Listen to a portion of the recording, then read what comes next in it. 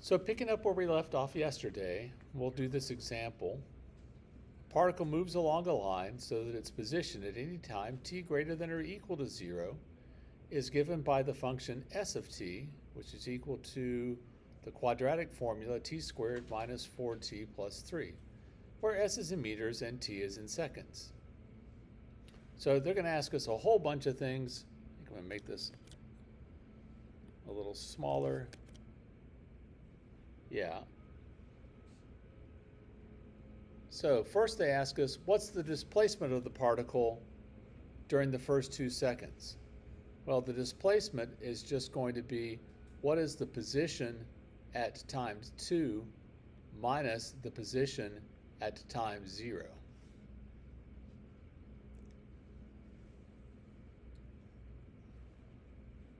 So at time 2, that's going to be 2 squared minus 4 times 2 plus 3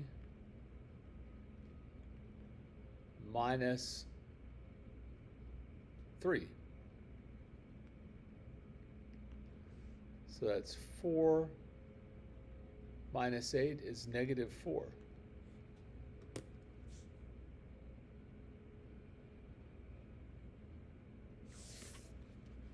So depending on what sort of line this is, and sometimes they'll tell you, sometimes they won't, but if they'd said this was it was moving along the x-axis or along a horizontal line, then this would have moved 4 spaces back to the left. All right, find the average velocity during the first 4 seconds. All right, so our average velocity is the same thing as the average rate of change of position.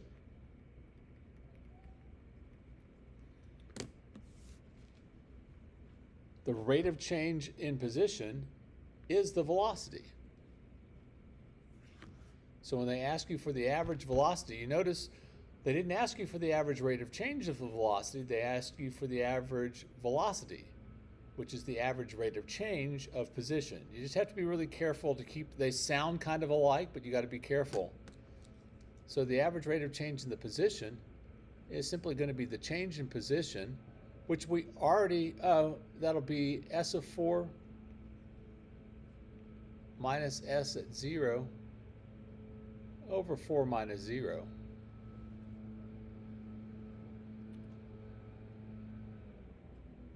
Turns out that s of 4 is 3 and s of 0 is also 3.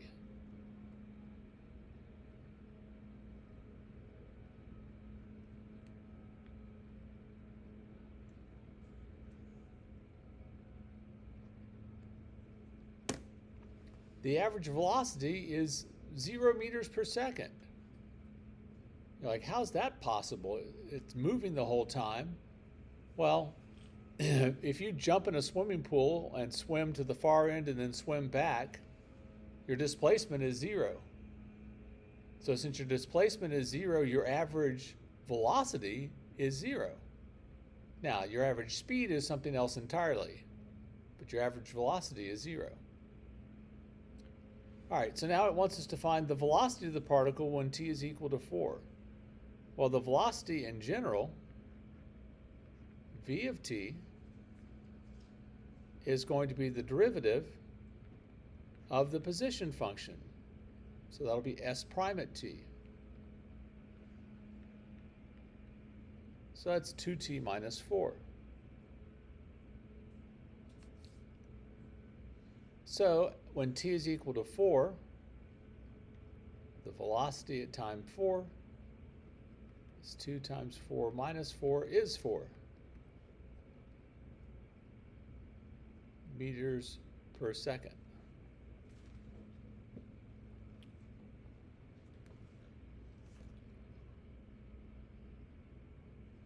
Find the acceleration of the particle when t is equal to 4. Well, acceleration, remember, is the derivative of the velocity function. It's the rate of change in velocity.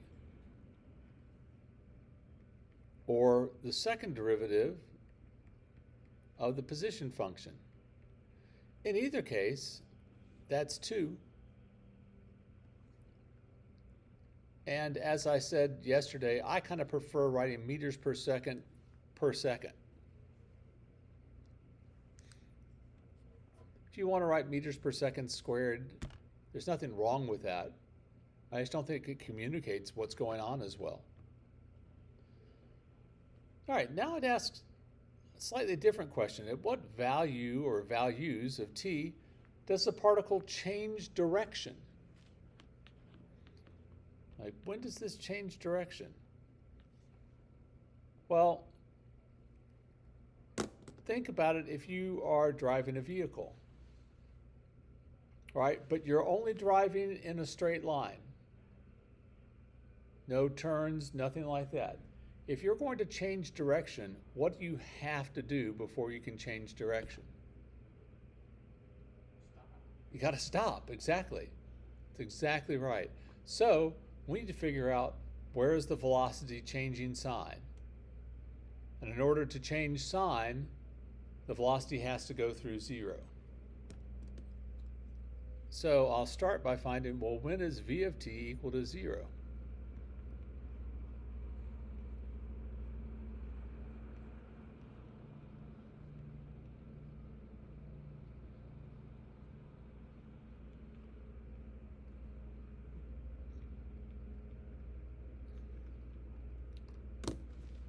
So it's at t is equal to 2 seconds. Now, something sort of looking into the future to be careful about, just because the velocity is 0, just because you stop your vehicle, does that mean that you actually have to change directions?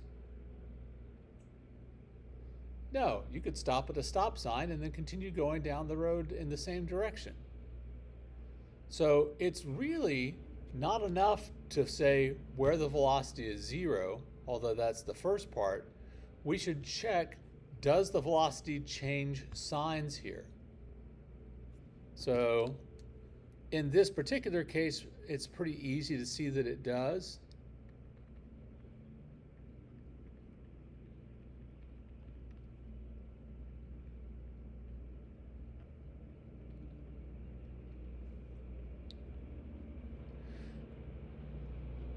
Because it's just a line.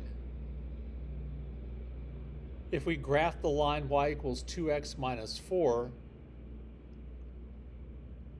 right, the line is going to go through the x-axis and change from positive to negative at x is 2. So you should always check that. If there isn't a change in sign, then it just paused and then continued going. And that is a possibility. All right, so use parametric graphing to view the motion of the particle on the horizontal line y equals 2. All right, so grab your calculators. Let me show you how to do this.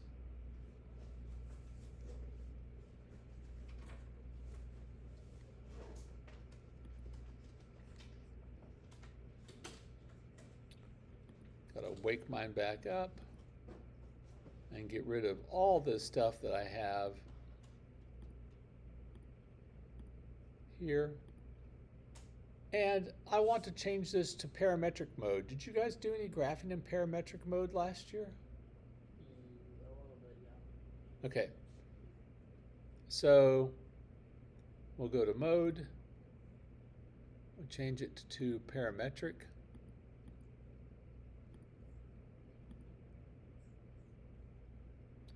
Go to y equals. So what we're going to do is, this is going to be moving horizontally. So we're going to put our position function in x, and then y is always going to be 2. You're like, why did you bother doing that? Why not do it on the x-axis? Because the problem is that on the x-axis, well, it's hard to see anything move because it's plotting points on something that's already drawn. So the x is going to be t squared. And this is one of the nice things about doing parametrics. It's like, oh, it's already in terms of t. That's nice. minus 4t plus 3.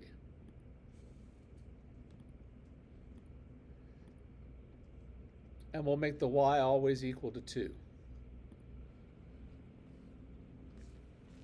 I'm going to do zoom standard. I always do that to start with because I have no idea what I did to start with. Well, that was hard to watch, wasn't it? It's like it went zipping around. So there's a couple of things that we can do to make that easier to watch. First thing is if you move all the way to the left on your equation, if you hit enter, you can make a dark line. Well, that's not going to be any better. But the next one has a little dot. Basically, you can watch the ball move. If we tell it to graph now, you can watch the motion.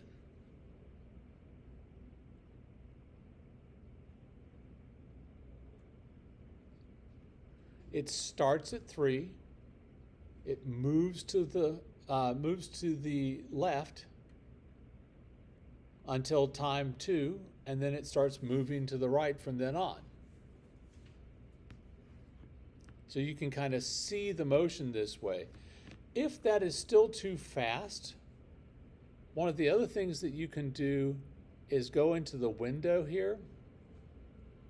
And right now the t-step is set to be 0.13 blah, blah, blah. And I think that's pi over 6. I can never remember what they have it preset to, but you can make it smaller.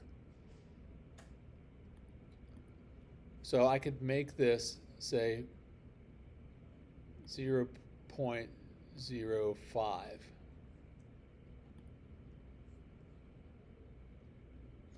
If I do that and go back to my graph, it does the same graph, but the point moves much slower.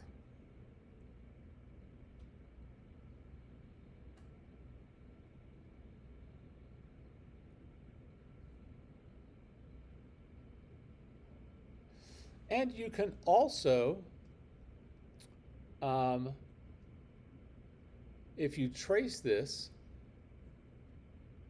and the weird thing is because you're making the t go bigger, you still have to use the right arrow even though it's going to be moving to the left. So it's incrementing t. You can see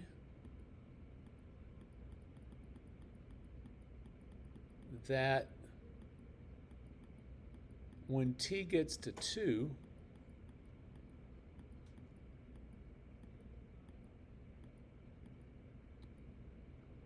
I'm as far to the left as I'm going to go.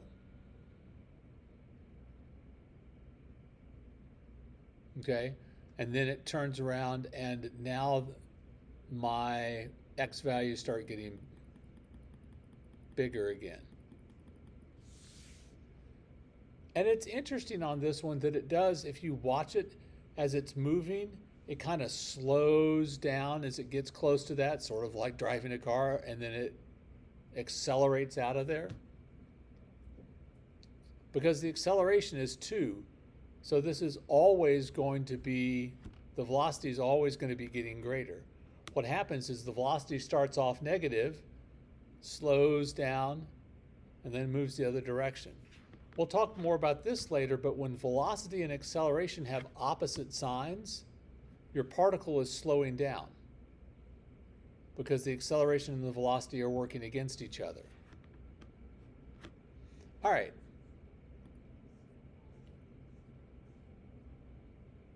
So, I don't know why I did these across pages instead of just, putting each one on their own page, but here we go. A dynamite blast propels a heavy rock straight up with a launch velocity of 160 feet per second, so that it reaches a height of 160t minus 16t squared feet after t seconds.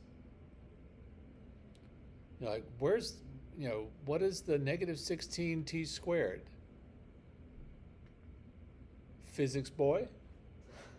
Pardon? Is it gravity? It's gravity. Yeah, exactly right. That's acceleration due to gravity pulling that downwards.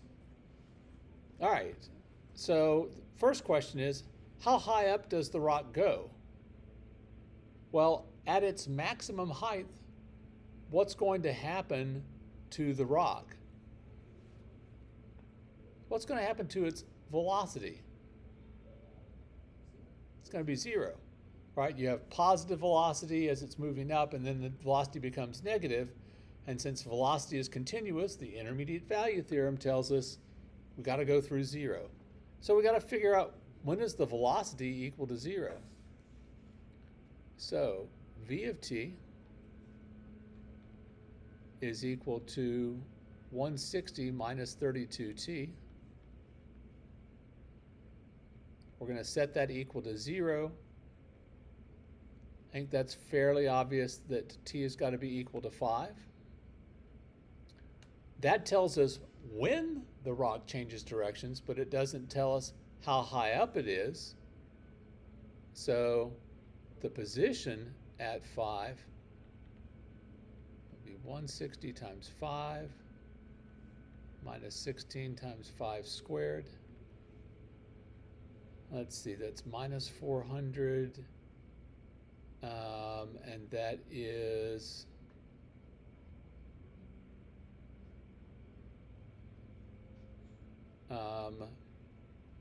800.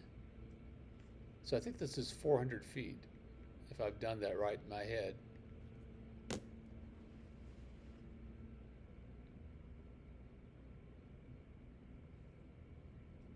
Yeah, it's 800 minus 400. Yes? Jake is checking me. You should always check me. All right, so what is the velocity of the rock when it's 256 feet above the ground on the way up? All right, well, we need to find out, when is it there? We know what the velocity will be, but we need to know when. So that'll be 256 is equal to 160t minus 16t squared.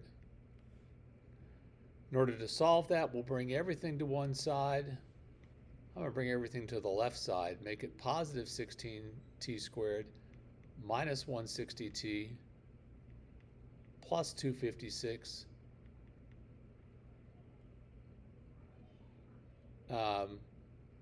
is equal to 0.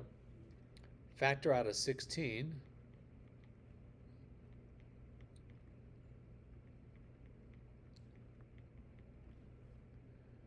We'll have 16 times t minus 8 times t minus 2. So at t is equal to 8 or at t is equal to 2.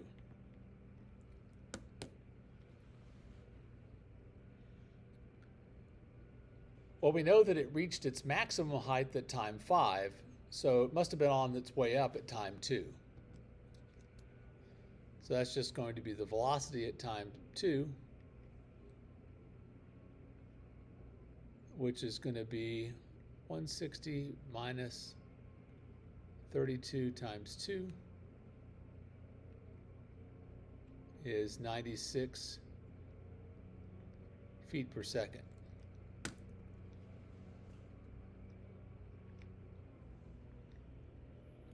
By the way, and remembering that we're neglecting wind resistance when we're doing this, but if the rock is sufficiently, spherical, it's probably okay to do that. How fast do you think the rock will be coming down at time t is equal to 8? Negative 96. Yeah, the velocity will be negative 96 feet per second. It's just going down at the same speed it was when it came up. In theory, if you were to propel this rock upwards with an initial velocity of 160 feet per second, it should hit the ground with the same velocity.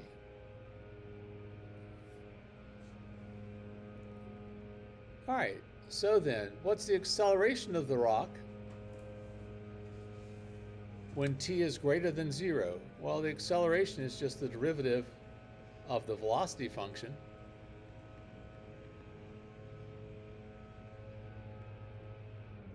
So that's going to be negative 32. feet per second per second.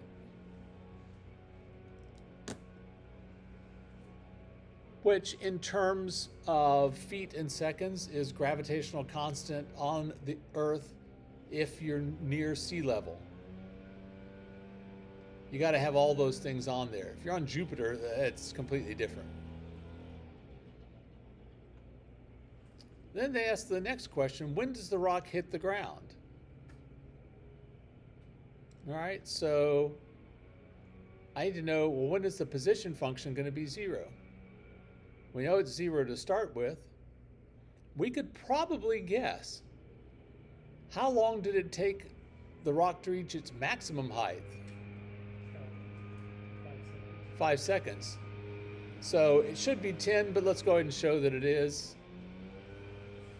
So we've got 160t minus 16t squared is equal to 0.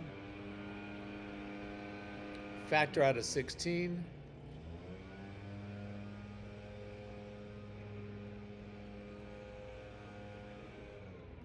And we get indeed, factor out a 16t.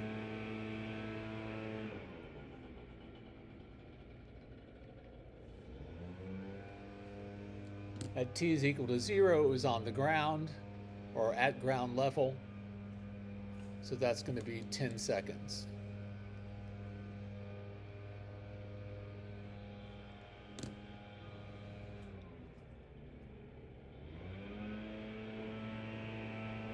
Are y'all doing motion in AP Physics right now? So this is all stuff where you're like, yeah. It's pretty straightforward stuff. Okay. Well, that's it for today's lesson.